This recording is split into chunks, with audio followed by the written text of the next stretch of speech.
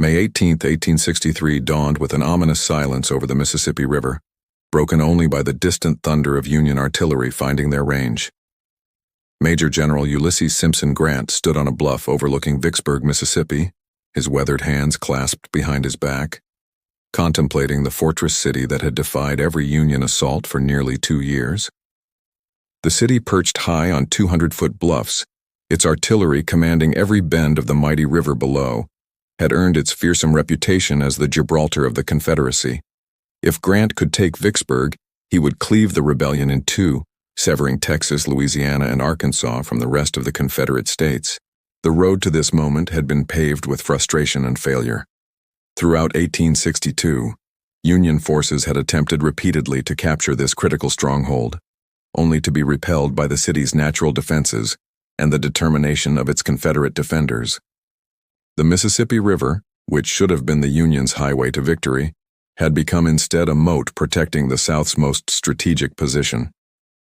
President Abraham Lincoln himself had declared that Vicksburg was the key to winning the war, understanding that control of the Mississippi would strangle Confederate supply lines and fulfill the Anaconda Plan designed by the aging General Winfield Scott.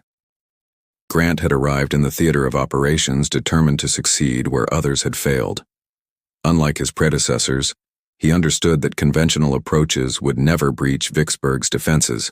The city sat protected by impassable bayous to the north, the Yazoo River to the east, and those commanding bluffs to the west, all defended by approximately 30,000 Confederate troops under Lieutenant General John Clifford Pemberton.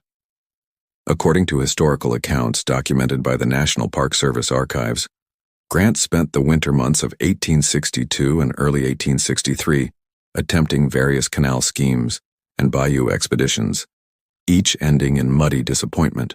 But Grant was nothing if not persistent. By late April 1863, he had conceived a plan so audacious that his own subordinates questioned his judgment. He would march his Army of the Tennessee down the Louisiana side of the Mississippi, past Vicksburg's guns under cover of darkness, cross the river below the city, and approach from the undefended south. It was a gamble that would leave his supply lines cut and his 45,000 men dependent on foraging in enemy territory. One misstep would result in catastrophe. On the night of April 16, 1863, Admiral David Dixon Porter's gunboats and transports ran the gauntlet past Vicksburg's batteries in a spectacular display of courage and firepower. The night sky erupted in flame as Confederate artillery roared, but most of the vessels survived the harrowing passage. Grant's army followed overland, and by early May, they had crossed the Mississippi at Bruinsburg, establishing a foothold on Mississippi soil south of their objective. What followed was one of the most brilliant campaigns in American military history. Rather than march directly on Vicksburg, Grant struck inland toward Jackson, the state capital, defeating Confederate forces in a series of sharp engagements at Port Gibson, Raymond, and Jackson itself. He drove the Confederates before him, captured the capital on May 14th, and destroyed the rail junction that supplied Pemberton's army. Only then did he wheel westward toward his true objective, having severed Vicksburg from reinforcement. May 19, 1863 arrived with Union forces converging on Vicksburg from the east, the one direction its defenders had never expected an attack. Lieutenant General John Clifford Pemberton found himself in an impossible position, caught between Grant's advancing army and the Mississippi River at his back. The Confederate commander had been born in Philadelphia, a northerner who had chosen the South because of his Virginia-born wife, and now his loyalty to his adopted cause faced its ultimate test. His 30,000 troops, weary from their defeats at Champion Hill and Big Black River Bridge, retreated into Vicksburg's fortifications, preparing for what they hoped would be a temporary siege until relief arrived. Grant, however, had no intention of waiting. His troops, flush with victory and confident in their commander, prepared to assault the city's defenses directly. The Union general believed that Confederate morale had been shattered by their recent defeats, and that a determined attack might carry the works before Pemberton's men could recover their fighting spirit. On the afternoon of May 19th, Union forces launched their first assault against the Confederate earthworks that ringed the city in a 9-mile defensive arc. The attack proved a costly failure. Confederate soldiers, fighting now for their homes and families sheltering in the city behind them, poured devastating fire into the advancing Union ranks. The terrain favored the defenders absolutely. The approach to the city ran through a maze of ravines, ridges, and hollows where attackers lost all cohesion. Union soldiers clawed their way up steep slopes under murderous fire from artillery and rifled muskets, only to be hurled back with heavy casualties. By nightfall, Grant's men had gained nothing but a harsh lesson in the futility of frontal assaults against prepared positions. Grant characteristically learned from his mistake, but refused to abandon the offensive entirely.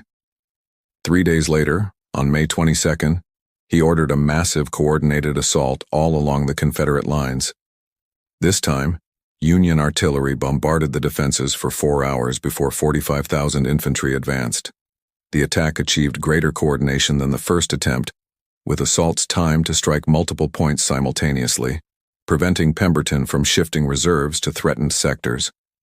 At the railroad redoubt and the stockade redan, Union soldiers fought with desperate courage, some even planting their flags on the outer works before being driven back.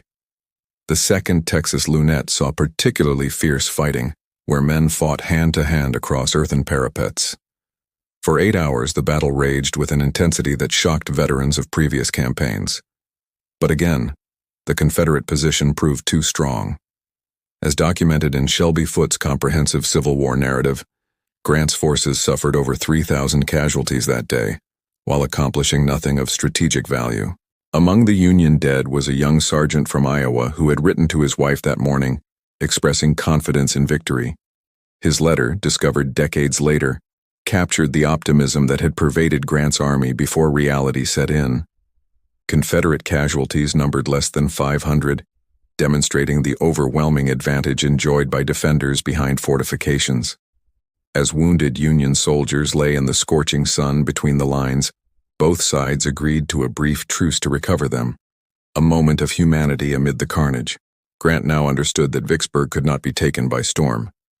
Standing among his commanders that evening, he made the decision that would define the campaign. "We'll outcamp the enemy," he declared, using his characteristically plain language to announce what would become one of history's most famous sieges. If the city could not be carried by assault, it would be starved into submission. He ordered his engineers to begin constructing a network of trenches, parallels, and approach saps that would gradually strangle the Confederate garrison. May 23, 1863 marked the beginning of Vicksburg's ordeal as a formal siege commenced. Union soldiers, their assault columns now transformed into besiegers, began the methodical work of entrenching themselves ever closer to Confederate lines. The sound of picks and shovels replaced the roar of massed infantry attacks as Grant's army settled into a campaign of patient strangulation. For the civilians trapped inside Vicksburg, the change in Union tactics brought little comfort. If anything, it promised a more prolonged suffering than a quick, decisive battle would have delivered. The civilian population of Vicksburg numbered approximately 3,000 souls before the siege, though the exact count remained uncertain, as refugees from surrounding countryside had swelled the numbers. These residents now found themselves trapped in a city being systematically pulverized by Union artillery. Admiral David Dixon Porter's gunboats in the river and Grant's land batteries on the landward side maintained an almost continuous bombardment. The shriek of 13-inch mortar shells became the city's constant companion, punctuated by the thunderous explosions as they found their marks. Vicksburg's residents responded to this terror with remarkable resourcefulness. Families excavated caves into the soft loess hillsides, creating underground shelters that could withstand everything except a direct hit. These cave dwellings ranged from crude holes barely large enough for a family to elaborate structures with multiple rooms, carpets, and even furniture. Women furnished these subterranean homes as best they could, attempting to maintain some semblance of normal life for their children, who had known nothing but war for 2 years. Emma Balfour, wife of a prominent Vicksburg physician, kept a detailed diary throughout the siege that provides invaluable insight into civilian life during these weeks. She described the daily routine of retreating to the caves during heavy bombardments, emerging during lulls to prepare meals and tend to necessary tasks, always listening for the telltale whistle of incoming shells. Her accounts reveal a community determined to maintain dignity and hope, despite circumstances that grew more desperate with each passing day. The military situation inside the Confederate lines grew increasingly grim as June progressed. Lieutenant General Pemberton faced the dual challenge of defending 9 miles of fortifications with insufficient troops while managing dwindling supplies for both his army and the civilian population. His soldiers, many of them Mississippians fighting literally for their home soil, manned the trenches in brutal heat with diminishing rations.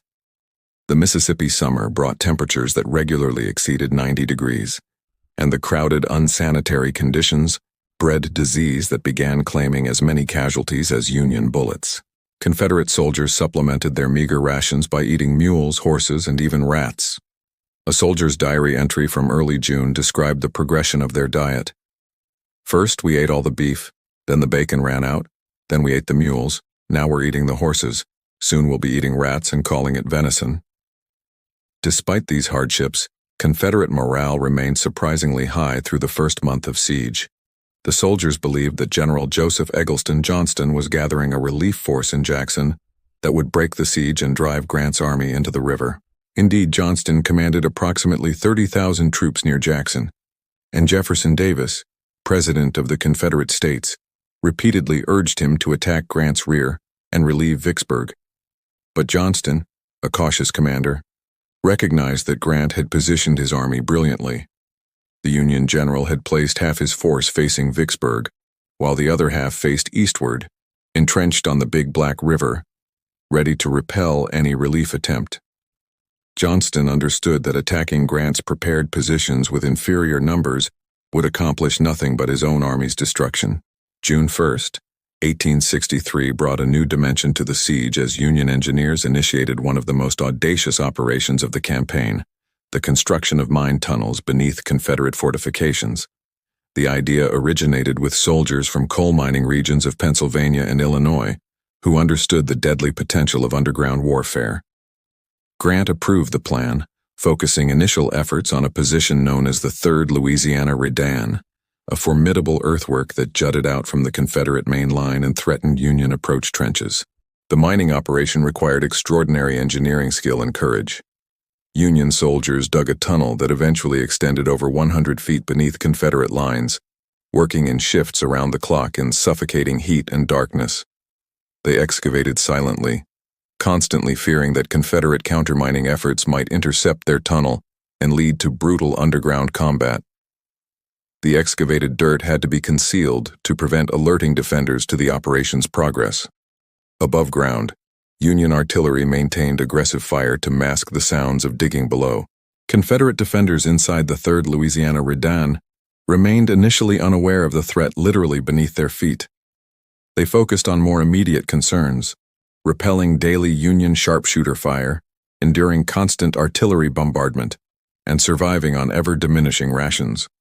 The soldiers manning this position were members of the 3rd Louisiana Infantry Regiment, battle-hardened veterans who had fought from Shiloh to Champion Hill. They maintained their discipline and fighting spirit despite conditions that would have broken less determined men. Meanwhile, the relationship between the opposing armies developed peculiar characteristics common to siege warfare. Union and Confederate pickets, close enough to converse, often arranged informal truces to trade coffee for tobacco, Northern newspapers for Southern ones. These moments of humanity occurred within yards of positions where men killed each other daily without mercy. A Wisconsin soldier wrote home describing how he and a Confederate opposite his trench had developed a friendly rivalry, each trying to anticipate and shoot the other during their daily routines, yet shouting warnings when officers approached to prevent trouble for their respective informal ceasefires. The siege lines themselves evolved into elaborate fortifications that resembled nothing so much as the trench systems that would characterize the Western Front 5 decades later. Union engineers constructed a network of approach trenches called saps that zigzagged toward Confederate lines, each turning angle designed to prevent enfilading fire. Behind these saps, Union artillery positions provided covering fire, while infantry sharpshooters in rifle pits kept Confederate heads down. The complexity of these siege works demonstrated the evolution of warfare toward the industrial age combat that would define future conflicts. By mid-June, conditions inside Vicksburg had deteriorated severely. Food supplies, never adequate for a prolonged siege, dwindled toward crisis levels. Soldiers received quarter rations, then eighth rations of cornmeal and bacon. Civilians fared worse, having no organized supply system.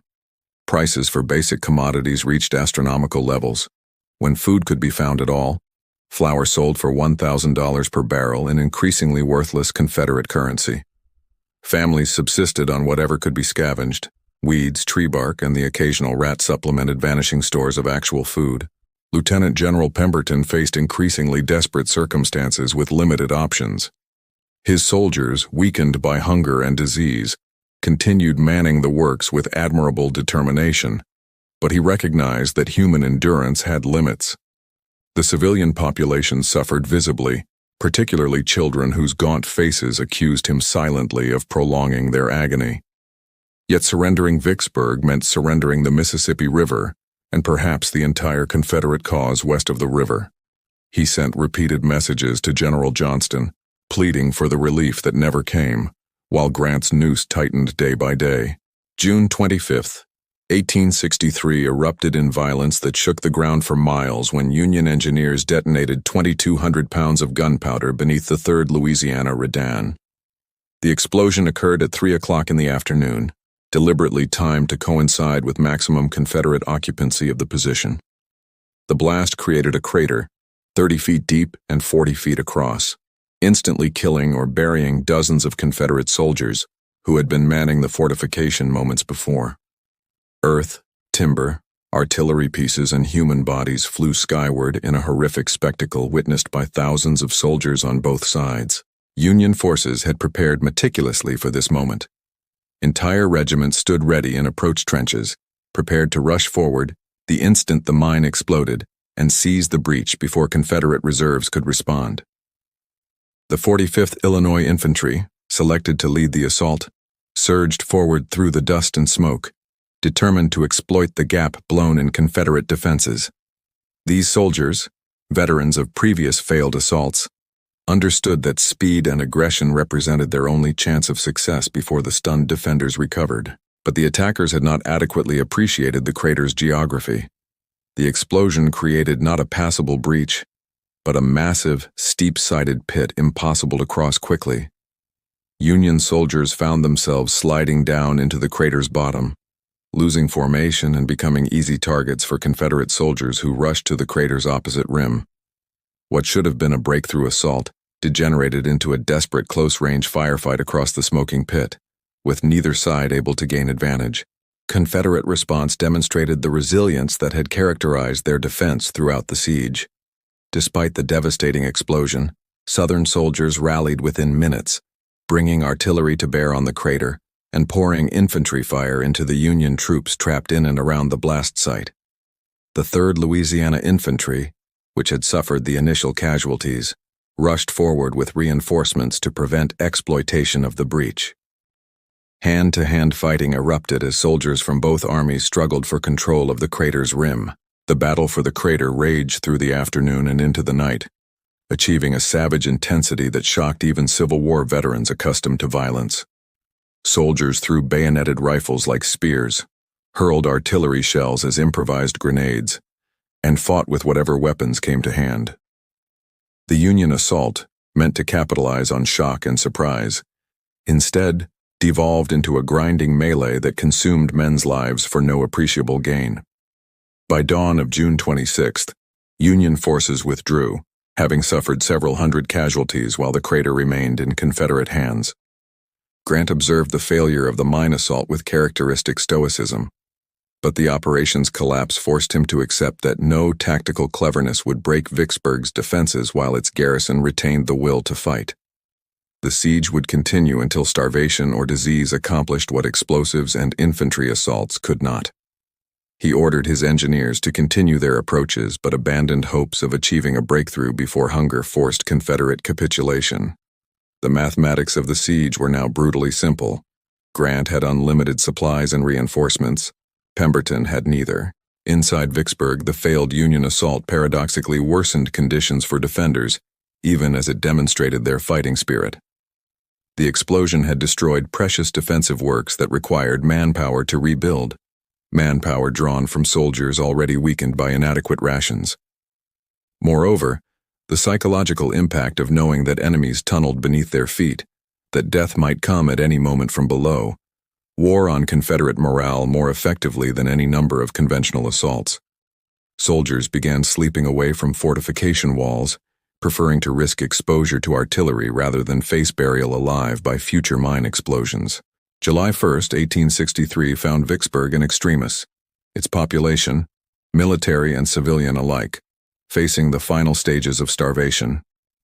6 weeks of siege had reduced Lieutenant General Pemberton's army to a skeletal force barely capable of manning the defensive works. Soldiers who had marched into Vicksburg as robust fighters now shuffled along the trenches like aged invalids, their uniforms hanging loose on frames wasted by malnutrition and dysentery. The daily ration had been reduced to 1 biscuit and 2 ounces of bacon per man, when such supplies could be distributed at all. Many soldiers went days without food. The civilian population suffered conditions even more desperate than the military garrison. With no organized ration system and no money capable of purchasing the scarce supplies that reached black market traders, families survived on whatever could be foraged, begged, or stolen. Emma Balfour's diary entries from this period make harrowing reading, describing children crying from hunger, elderly citizens dying from malnutrition-related illnesses, and the complete breakdown of normal social structures as desperation overrode all other considerations. Families that had been prominent in Vicksburg's pre-war society found themselves competing with the poorest residents for scraps of food. The caves that had sheltered Vicksburg's residents from artillery bombardment now became their permanent homes, as few buildings remained intact after 44 days of continuous shelling. These underground warrens grew increasingly unsanitary as primitive facilities failed and residents lacked the strength to maintain basic hygiene. Disease spread rapidly through the crowded caves. Dysentery, typhoid, and malaria claimed victims daily. The city's physicians, lacking medicines and proper instruments, could do little beyond offering comfort to the dying. Dr. Balfour, Emma's husband, worked until exhaustion each day, but even his considerable skill proved inadequate against enemies called hunger and disease. General Pemberton understood that his command faced imminent collapse. His soldiers, despite their remarkable endurance, approached the limits of human capability. Reports from regimental commanders painted a consistent picture. Men could barely stand, much less fight. Some regiments had lost half their effective strength not to Union bullets, but to disease and starvation. The artillery horses had been slaughtered for food weeks earlier, leaving the Confederate batteries immobile. If Grant launched a determined assault now, Pemberton's weakened garrison could not repel it for more than a few hours. Yet the Confederate commander remained trapped by conflicting imperatives. Military honor demanded that he hold Vicksburg until relieved, or until resistance became absolutely impossible. Political considerations argued that surrendering the Mississippi River's key position would represent an unacceptable blow to Confederate morale across the entire South. Personal pride rebelled against the thought of surrender after enduring 47 days of siege. But humanitarian concerns demanded that he acknowledge reality. Continuing the siege served no military purpose while inflicting inexcusable suffering on civilians and soldiers alike. On July 1st, Pemberton convened his brigade commanders to assess the situation candidly. One by one, these officers confirmed what their commanding general already knew: the army could not continue fighting. Most regiments reported that men were too weak to repel a determined assault. Several commanders stated bluntly that continuing the siege would result in the garrison's complete destruction without achieving any military benefit. The meeting concluded with Pemberton making the agonizing decision to request terms from General Grant, though he determined to time any surrender for symbolic effect. The Confederate commander composed a letter to Grant requesting terms on July 3rd, a date he chose deliberately.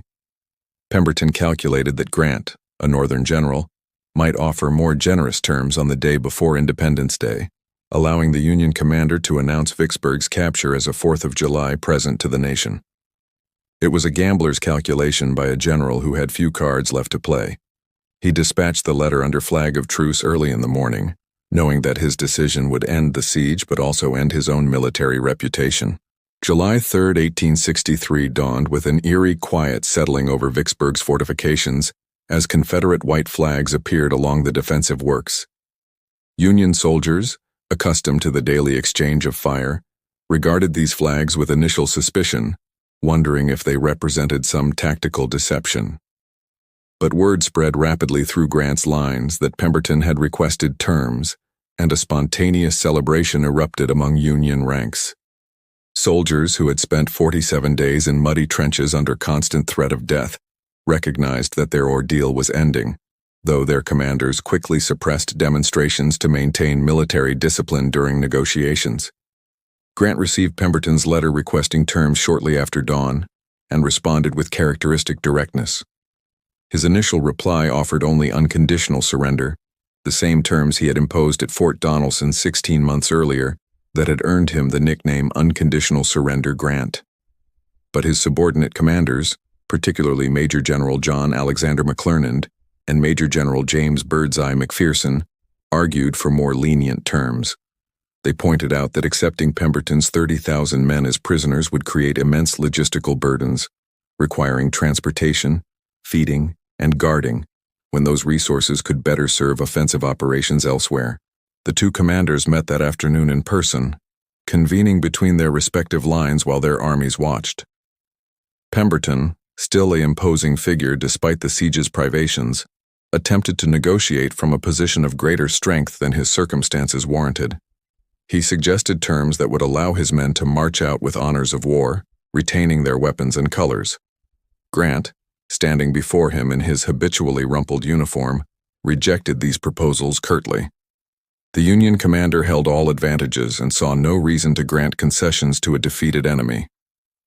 Yet Grant did modify his initial demand for unconditional surrender. Instead of imprisoning Pemberton's army in northern prison camps, he proposed to parole the entire Confederate garrison. Each soldier would sign a parole agreement promising not to take up arms against the United States until officially exchanged for a Union prisoner held by the Confederacy. This arrangement served Grant's strategic interests perfectly. It freed him from the burden of guarding and feeding 30,000 prisoners, while effectively removing these Confederate soldiers from the war, since the South's collapsing exchange system made their return to active service unlikely.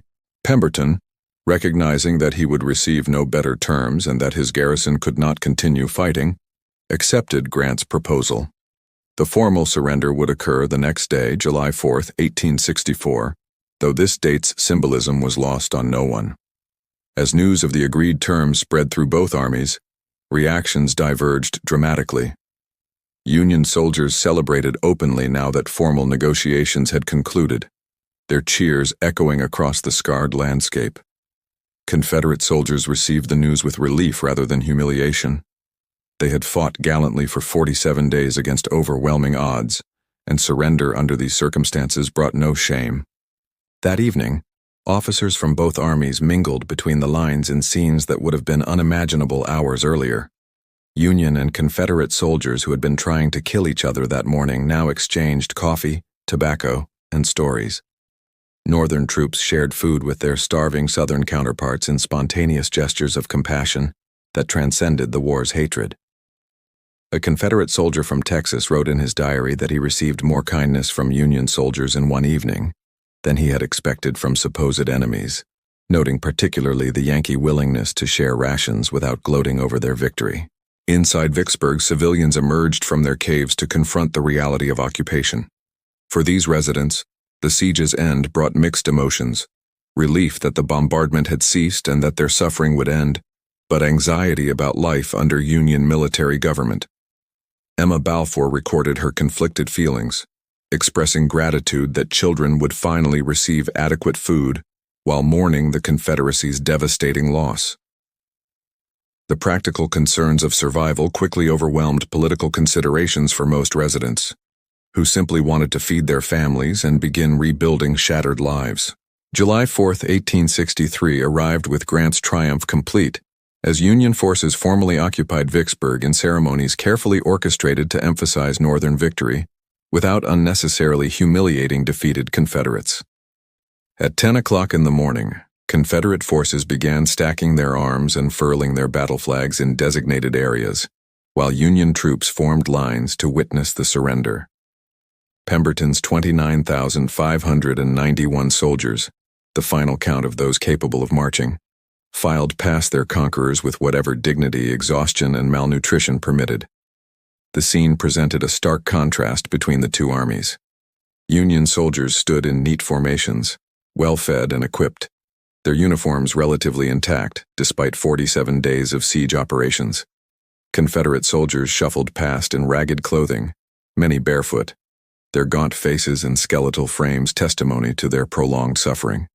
Yet these Southern soldiers maintained military discipline even in defeat, marching in organized regiments under their officers' command. Union soldiers, to their credit, refrained from cheering or celebrating as their defeated enemies passed, recognizing the courage these men had displayed throughout the siege. General Grant himself ensured that the surrender proceedings maintained dignity and respect for the vanquished. He specifically prohibited any demonstrations that might humiliate Confederate soldiers and officers, understanding that magnanimity in victory served long-term strategic interests better than petty triumph. When he met Pemberton again during the formal surrender ceremony, Grant treated his defeated counterpart with professional courtesy, discussing the terms efficiently and without personal animosity. The two generals had known each other before the war, having served together in Mexico, and their shared military background influenced the surrender's respectful tone. The strategic implications of Vicksburg's fall became immediately apparent to observers across both North and South. Grant's victory achieved what President Lincoln had identified as essential for Union success: control of the Mississippi River from its source to its mouth. The Confederacy had been severed, cutting off Texas, Arkansas, and Louisiana from the eastern Confederate states. The Trans-Mississippi Department, commanded by Lieutenant General Edmund Kirby Smith, would continue fighting, but it now operated in strategic isolation, unable to contribute meaningfully to Confederate resistance in Virginia and Tennessee. As one Union officer observed, the rebellion had been cleft in two, perhaps mortally wounded by this single campaign. News of Vicksburg's surrender spread rapidly across the telegraph networks that now linked the United States. In Washington, President Lincoln received word on July 7th and immediately recognized the victory's profound significance. He reportedly said, "The Father of Waters again goes unvexed to the sea," employing his characteristic eloquence to describe the Mississippi's return to Union control. Northern newspapers proclaimed the victory as the war's turning point, particularly since it coincided with news arriving from Pennsylvania that General Robert Edward Lee's invasion of the North had been repulsed at Gettysburg on the same July 4th date. The dual victories at Vicksburg and Gettysburg during the first week of July 1863 marked the Confederacy's high water mark. Never again would Southern armies possess the strategic initiative or the resources to threaten Union victory.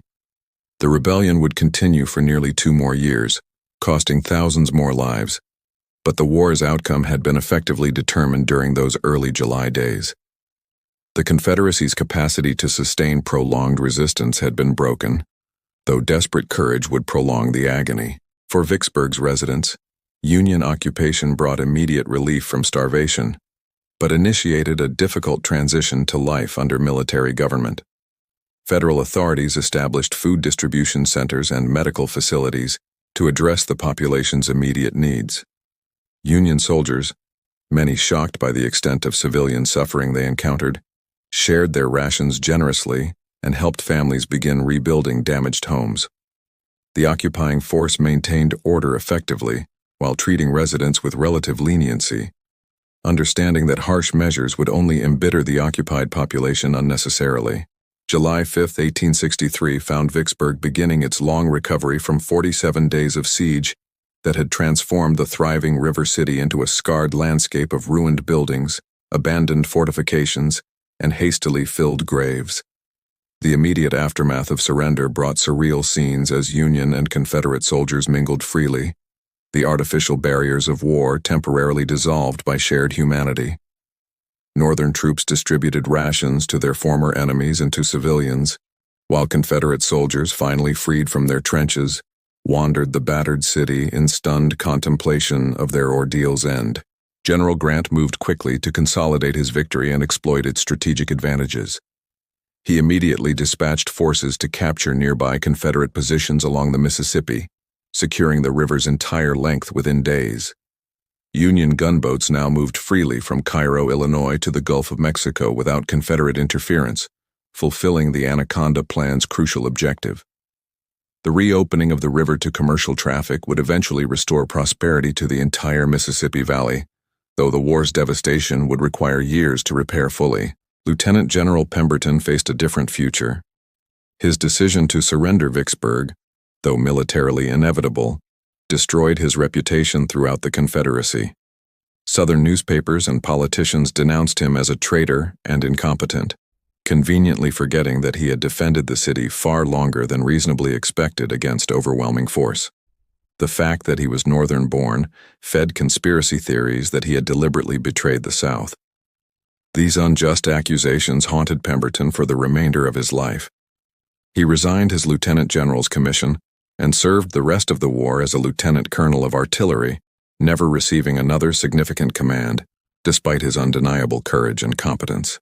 The paroled Confederate soldiers faced uncertain futures under the terms Grant had granted. The parole system, designed to remove these men from the war without burdening Union resources, proved less effective than Grant anticipated. Many paroled soldiers, particularly those from distant states like Texas and Louisiana, simply returned home and resumed civilian life regardless of official exchange status. Others, after brief periods at parole camps, rejoined Confederate armies in violation of their paroles when the South's desperate manpower situation demanded their service. The Confederacy's collapsing administrative capacity made enforcement of parole agreements nearly impossible.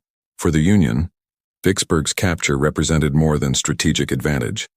It validated Grant's unconventional approach to warfare and established his reputation as the North's most effective general. President Lincoln, who had endured years of disappointing performances from Eastern theater commanders, recognized in Grant a general who understood that the war required relentless offensive pressure rather than cautious maneuvering.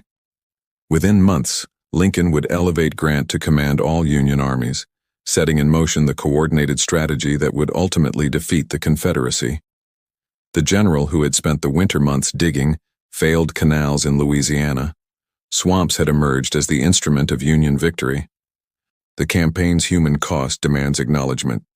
Union forces suffered approximately 4,500 casualties during the siege operations, including those killed, wounded, and missing in the various assaults and daily combat.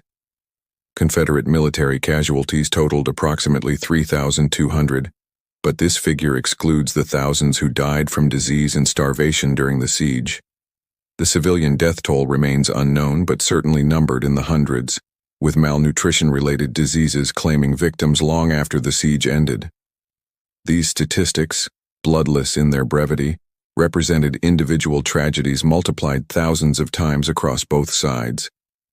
Vicksburg itself bore the siege's scars for generations. The fortifications that had ringed the city gradually eroded or were deliberately dismantled, but traces remained visible for decades. The caves where families had sheltered became local landmarks, some serving as tourist attractions in the post-war years. The city's economy, devastated by the war, recovered slowly as river commerce resumed.